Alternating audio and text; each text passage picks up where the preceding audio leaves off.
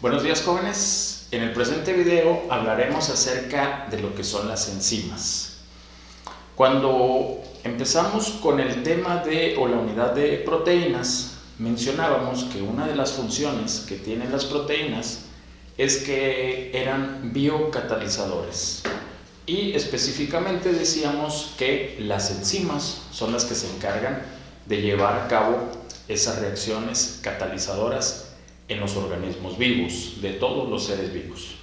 Entonces, hay que recordar que en todos los organismos vivos ocurren miles de reacciones biológicas, a lo cual nosotros conocemos como metabolismo, que a su vez se divide en anabolismo y catabolismo. Para que se puedan llevar a cabo dichas reacciones, debe de existir la presencia de las llamadas enzimas. ¿Y qué son las enzimas? A continuación veremos su definición, algunas características, y dentro de esas características mencionaremos cuál es la función o cuál es la importancia biológica que tienen dichos compuestos. Las enzimas son catalizadores biológicos, es decir, son biocatalizadores orgánicos que van a tener la función o su importancia biológica va a radicar en aumentar o acelerar lo que son las velocidades de reacción de todas las reacciones que ocurren de manera biológica en los organismos vivos. Son altamente específicas. ¿Esto qué significa? Cada enzima va a actuar sobre un sustrato. Es decir, si nosotros consumimos leche, sabemos que el azúcar de la leche se le llama lactosa. Y la enzima que va a romper a esa lactosa se denomina lactasa. ¿Esto qué significa? Que únicamente ese tipo de enzima, la enzima lactasa, es la que va a degradar a la lactosa, que es el azúcar de la leche. Y recordemos que existen personas que no sintetizan o no producen esta enzima, la llamada enzima lactasa. Y esas personas son las personas que tienen esa anomalía que se conoce como intolerancia a la lactosa. Y por eso se dice que cada enzima es específica sobre un sustrato.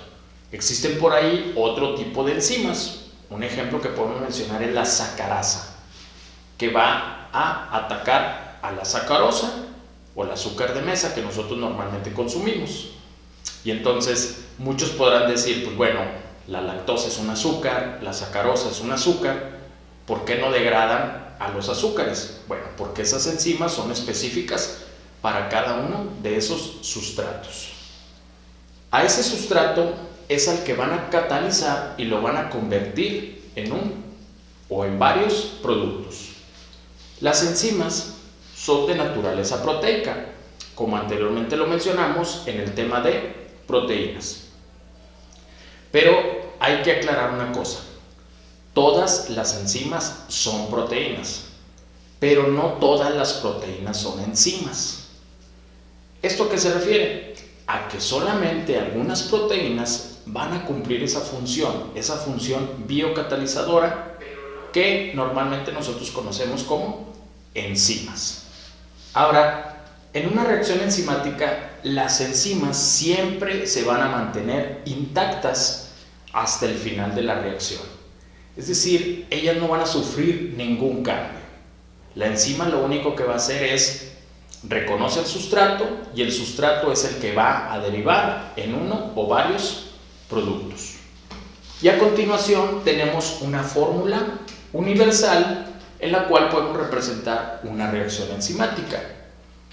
Y esa reacción enzimática está dada por la enzima, que está representada por la letra E, la S, que representa lo que es el sustrato. ¿Qué es un sustrato? Bueno, es una molécula a la cual va a interactuar una enzima para poderla transformar en uno o varios productos.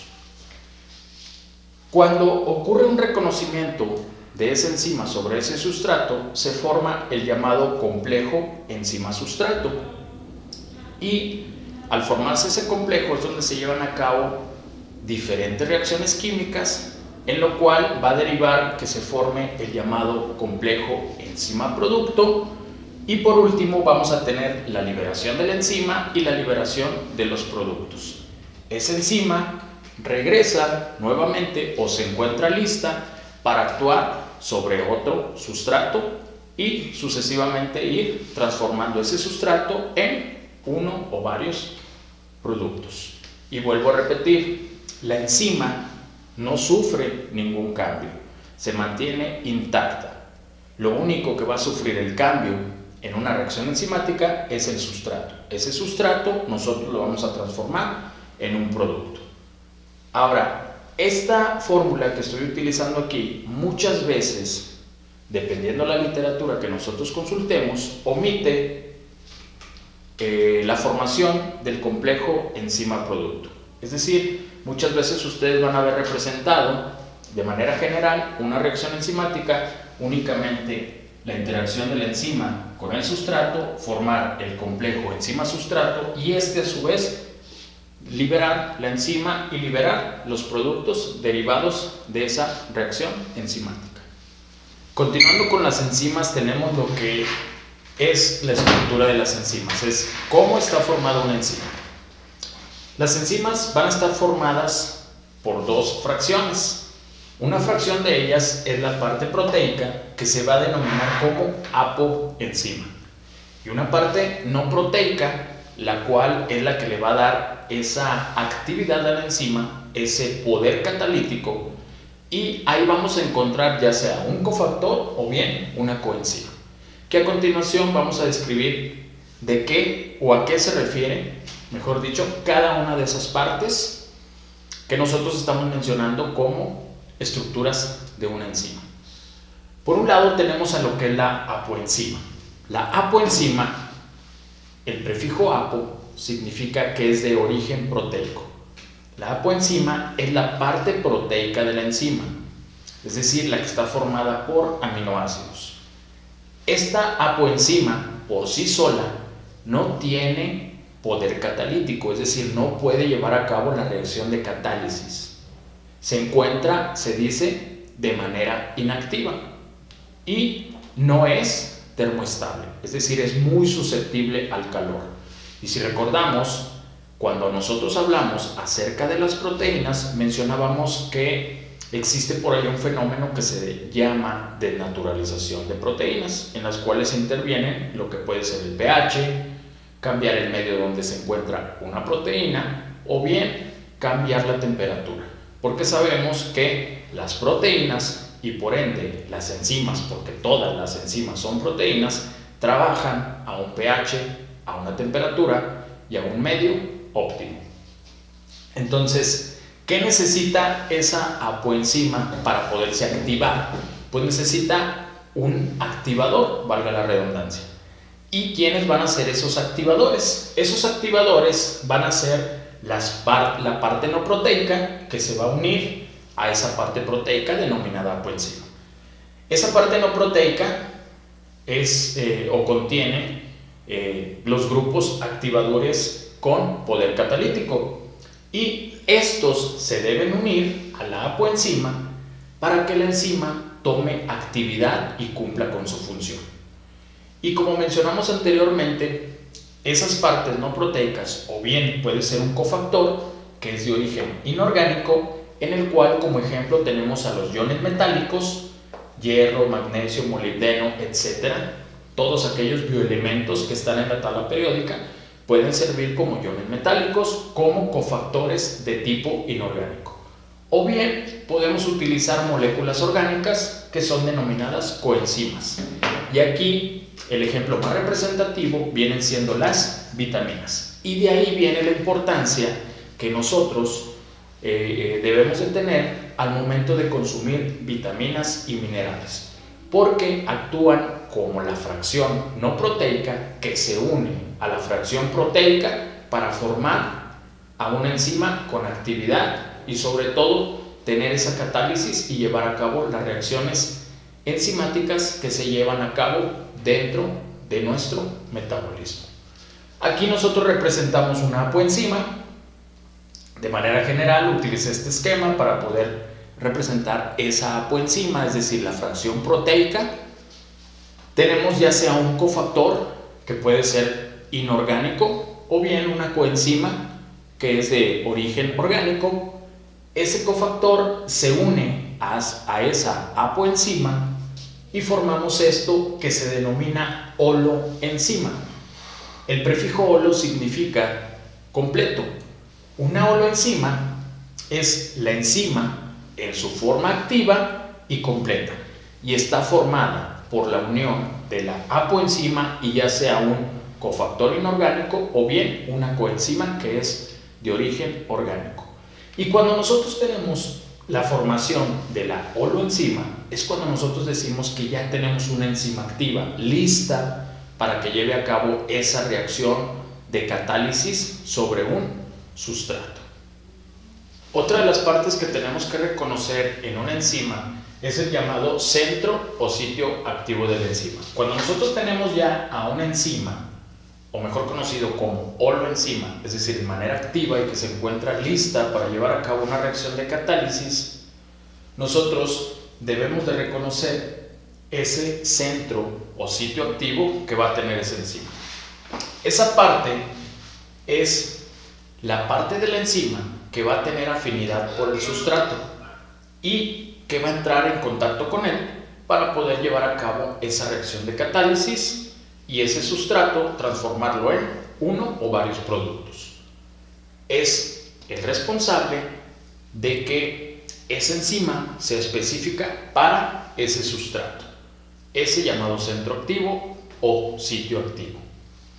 Aparte, dentro de ese mismo sitio activo o centro activo, tenemos que reconocer dos fracciones: el sitio de fijación y el sitio catalítico. Por un lado, vamos a utilizar este esquema para explicar eso. Tenemos nosotros a la enzima, o mejor conocido como holoenzima. Cabe mencionar que no se utiliza de manera recurrente la palabra holoenzima, sino simple y sencillamente utilizamos la palabra enzima. Pero nosotros ya vimos anteriormente que esa enzima tiene que estar formada por una parte proteica, que es la denominada apoenzima, y una parte no proteica, que puede ser un cofactor inorgánico o bien una coenzima de origen orgánico. Cuando nosotros tenemos esas dos fracciones unidas, entonces ya podemos tener a la enzima de manera activa. Esa enzima reconoce a un sustrato y específicamente quien reconoce a ese sustrato es el sitio activo o el centro activo de esa enzima. Si ese sustrato interactúa con esa enzima, nosotros vamos a tener esa formación de ese complejo que mencionamos, el complejo enzima-sustrato. Y la unión se va a llevar a cabo en ese centro o sitio activo por el llamado sitio de fijación. Y si recordamos, las enzimas son proteínas. Las proteínas están constituidas de aminoácidos. Y un aminoácido, recuerden que tiene en su estructura un carbono al cual está unido un hidrógeno, un grupo amino, un grupo carboxilo y normalmente en el esquema que utilizamos colocamos una literal, la literal R, que si recordamos es la cadena lateral que va a permitir que nosotros tengamos a los diferentes aminoácidos que constituyen a las proteínas. Esa cadena R o esa cadena lateral que es variable en cada uno de los aminoácidos es donde se van a establecer diferentes enlaces, específicamente interacciones hidrofóbicas y puentes de hidrógeno, que nos lo van a dar esas cadenas laterales y van a fijar a lo que es el sustrato con esa enzima, Y por otro lado vamos a tener en color verde, aquí lo representamos, el sitio catalítico Vuelvo a repetir, está representado por este color verde. ¿Qué va a ocurrir en ese sitio catalítico? Bueno, va a ocurrir esa reacción de catálisis, ese rompimiento. Es decir, es donde va a ocurrir una serie de reacciones químicas que me van a derivar en que ese sustrato se transforme en uno o bien diferentes productos. A continuación hablaremos acerca de los modelos enzimáticos. Fueron descritos dos tipos de modelos enzimáticos. El primero de ellos fue el llamado modelo enzimático de tipo llave-cerradura. ¿Esto qué significa? Pues bueno, de manera general, nosotros sabemos que únicamente una llave abre a una cerradura.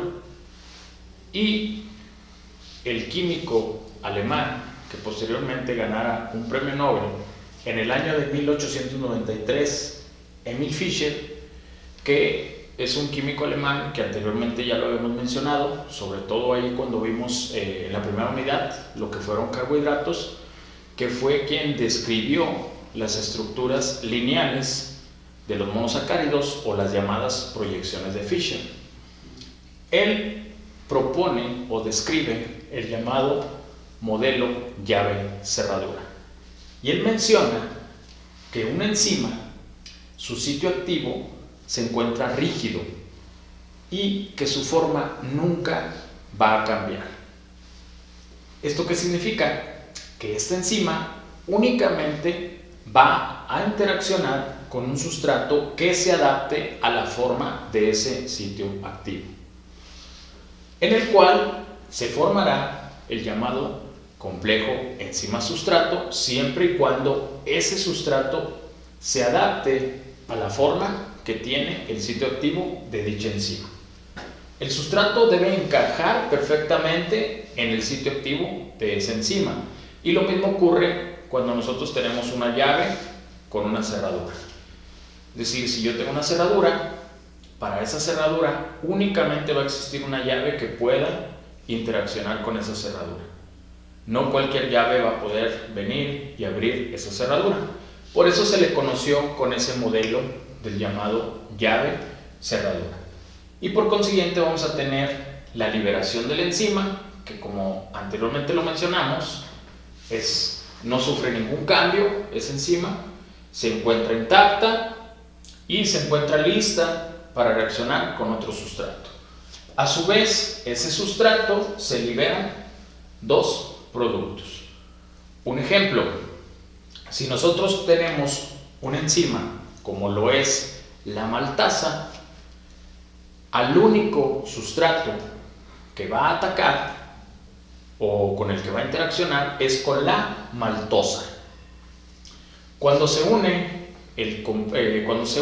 maltasa con maltosa, nosotros formamos el complejo enzima-sustrato y posteriormente liberamos a la enzima, que es la maltasa, y se liberan los productos, que en ese caso la maltasa es una enzima de tipo hidrolasa.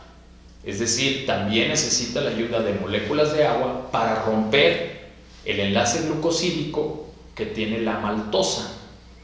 Y si recordamos, la maltosa está formada por dos moléculas de alfa de glucosa, que en este caso serían esos productos. Uno de ellos sería una molécula de alfa de glucosa y el otro producto sería la otra molécula de alfa de glucosa, que unidos entre sí forman la maltosa. Entonces, el sitio activo lo que llevó a cabo es la catálisis de esa molécula de maltosa. Es decir, rompió el enlace glucosídico y liberó a esos dos productos. Entonces, es ahí un ejemplo de esa especificidad que tienen las enzimas sobre los sustratos.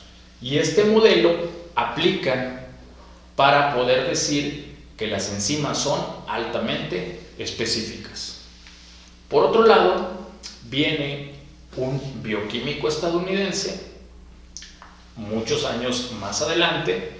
Ese químico estadounidense se llama Daniel Koshland, y en el año de 1958 él en base a los estudios que había hecho Fischer, menciona que tenemos o propone, mejor dicho, un modelo enzimático llamado de ajuste inducido. ¿Eso qué significa? Él dice que las enzimas, su sitio activo, o el centro activo, pueden presentar flexibilidad, es decir, no comulga mucho con lo propuesto por Fischer, donde él dice que las enzimas, su sitio activo, se encuentra de manera rígida y que jamás van a cambiar para poder adaptarse con un sustrato. Si nosotros vemos en este esquema, este sitio activo no encajaría de acuerdo a lo propuesto por Fischer con este sustrato. Pero imaginemos que esta enzima sí es la que le corresponde a ese sustrato, o mejor dicho, es la que sí interacciona con ese sustrato. Imaginemos que esta es la enzima maltasa, utilizando el ejemplo anterior, y esta es una maltosa, ese disacárido o ese carbohidrato. Pero si nosotros vemos aquí en el papel, pues este sustrato no va a encajar en el sitio o centro activo de esta enzima. Y entonces es cuando Koshland menciona que el sitio activo de una enzima es flexible, es ajustable. Si esa enzima reconoce este sustrato, se forma el llamado complejo enzima-sustrato. Pero ¿qué es lo que va a pasar ahí con esa enzima? Esa enzima va a ocurrir un cambio de conformación en el sitio activo.